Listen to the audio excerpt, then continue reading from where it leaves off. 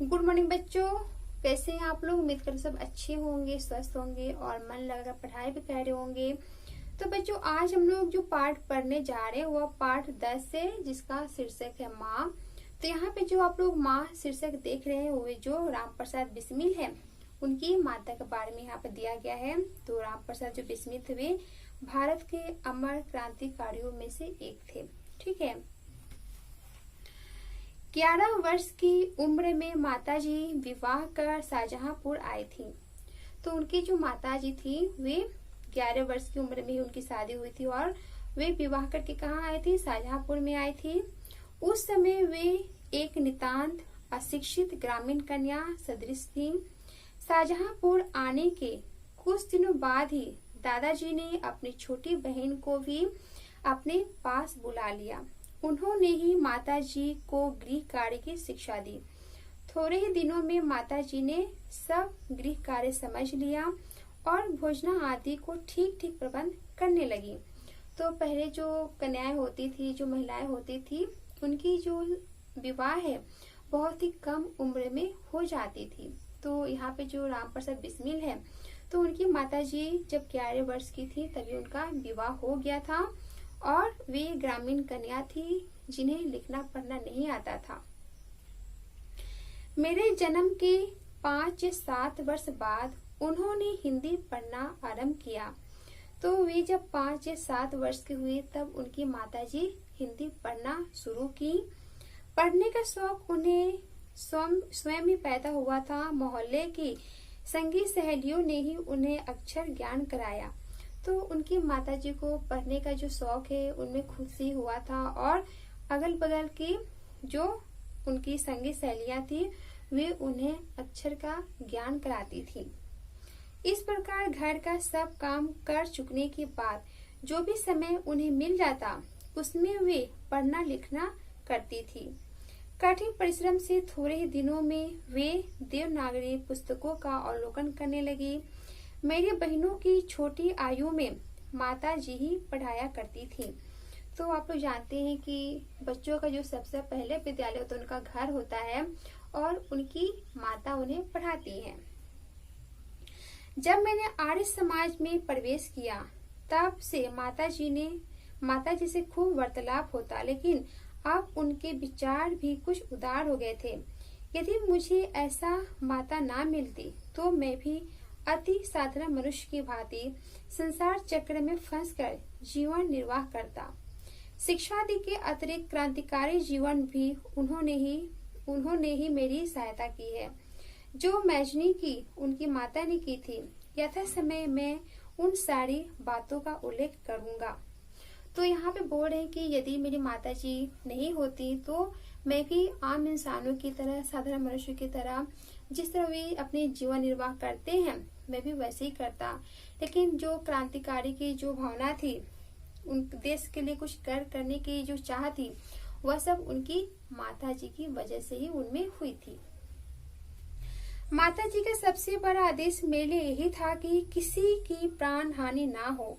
उनका कहना था कि अपने शत्रु को भी कभी प्राण दंड ना देना। उनके इस आदेश की पूर्ति करने के लिए मुझे मजबूरन 1-2 बार अपनी प्रतिज्ञा भी भंग करनी पड़ी थी। तो उनकी माताजी ने उन्हें क्या सीख दिया था, उन्हें क्या आदेश दिया था कि किसी की प्राण हानि ना हो और यदि कोई शत्रु भी हो तो उसे प्राण दंड मत देना। जन्मदात्री जननी, इस जीवन में तुम्हारा ऋण परिशोध करने का प्रयत्न तय करने का भी अवसर प्राप्त ना हो सका। सत्य तो यह है कि इस जन्म में तो क्या, यदि अनेक जन्मों में भी सारे जीवन प्रयत्न करूं तो भी शायद ऋण नहीं हो सकता। जिस प्रेम तथा दृढ़ता के साथ तुमने इस तुच्छ जीवन का सुधार किया है वह अवर्णनीय है। मुझे जीवन की प्रत्येक घटना का स्मरण है कि तुमने किस प्रकार अपनी देवी वाणी का उपदेश करके मेरा सुधार किया। तुम्हारी दया से ही मैं देश सेवा में संलग्न हो सका।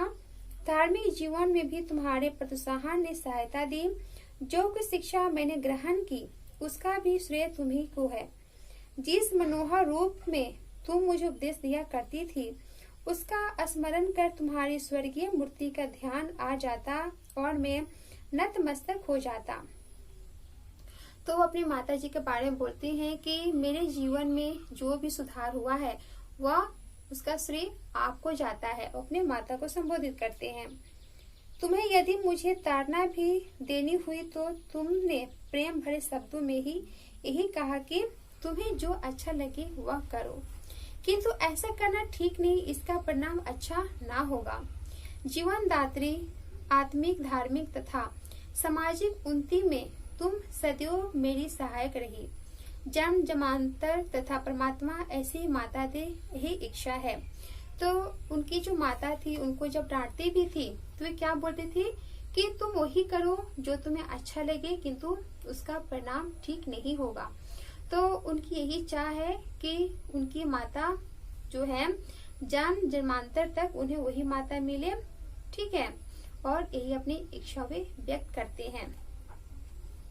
महान से महान संकट में भी तुमने मुझे अधीर ना होने दिया। सदैव अपनी प्रेम भरी वाणी को सुनाते हुए मुझे सांत्वना देती रही। तुम्हारी दया की छाया में ही मैंने अपने जीवन भर कोई कष्ट अनुभव नहीं किया। इस संसार में मेरी कोई भी भोग विलास तथा ऐश्वर्य संबंधी इच्छा नहीं थी।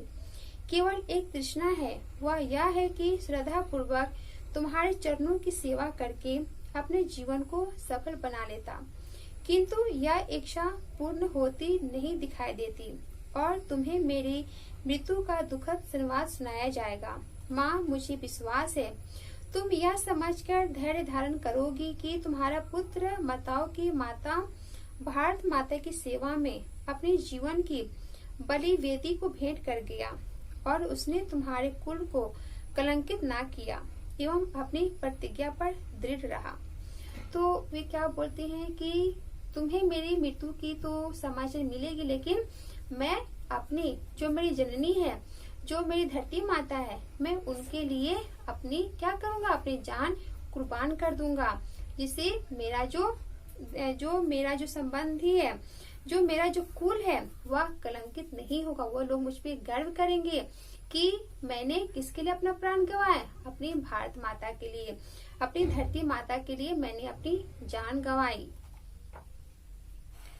गुरु गोविंद सिंह जी की धर्म पत्नी ने जब अपने पुत्र की मृत्यु का संवाद सुना था तो वे बहुत हर्षित हुई थी और गुरु के नाम पर धर्म रक्षार्थ अपने पुत्रों के बलिदान पर उन्हें मिठाई बांटी थी। जन्मदात्री पर दो के अंतिम समय ही मेरा हृदय किसी प्रकार विचलित ना हो और तुम्हारे चरण कमलों को प्रणाम कर मैं परमात्मा को स्मरण करता हुआ शरीर त्याग करूं। तो जो राम प्रसाद बिस्मिल थे वे क्या थे, अमर क्रांतिकारियों में से एक थे। भारत के अमर क्रांतिकारियों में श्री राम प्रसाद बिस्मिल का नाम विशेष रूप से उल्लेखनीय है। इनका जन्म 4 जून सन 1897 ईस्वी को मैनपुरी में हुआ था।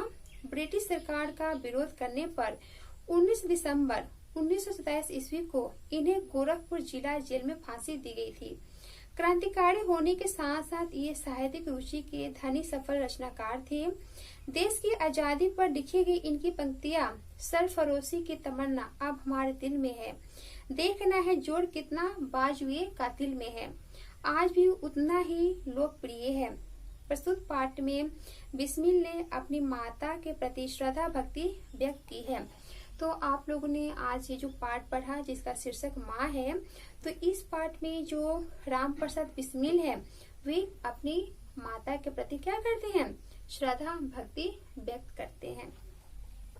तो आप लोग इस पाठ को पढ़िएगा और इसमें कोई भी डाउट हो तो आप लोग को पूछना है। इसमें जो शब्दार्थ है, सदृश का अर्थ होता है समान, प्रबंध का अर्थ होता है व्यवस्था, अक्षर ज्ञान का अर्थ होता है वर्ण ज्ञान, अवलोकन का अर्थ होता है देखना, वार्तालाप का अर्थ होता है बातचीत, निर्वाह का अर्थ होता है गुजारा, जन्मदात्री का अर्थ होता है जन्म देने वाली, पुरीन का अर्थ होता है ऋण से मुक्त, अवर्णनीय का अर्थ होता है जो वर्णन करने योग्य ना हो, संलग्न का अर्थ होता है चिपका हुआ, श्रेय का अर्थ होता है यश, संतावना का अर्थ है ढाढ़स बांधना, तृष्णा का अर्थ होता है लोभ। तो आप लोग इस पाठ को ध्यान से पढ़िएगा। इसमें जो शब्दार्थ है उससे आपको लिखकर याद करना है और इसमें जो अभ्यास कार्य है उसे हम लोग क्लास में करेंगे। ठीक है, thank you class and good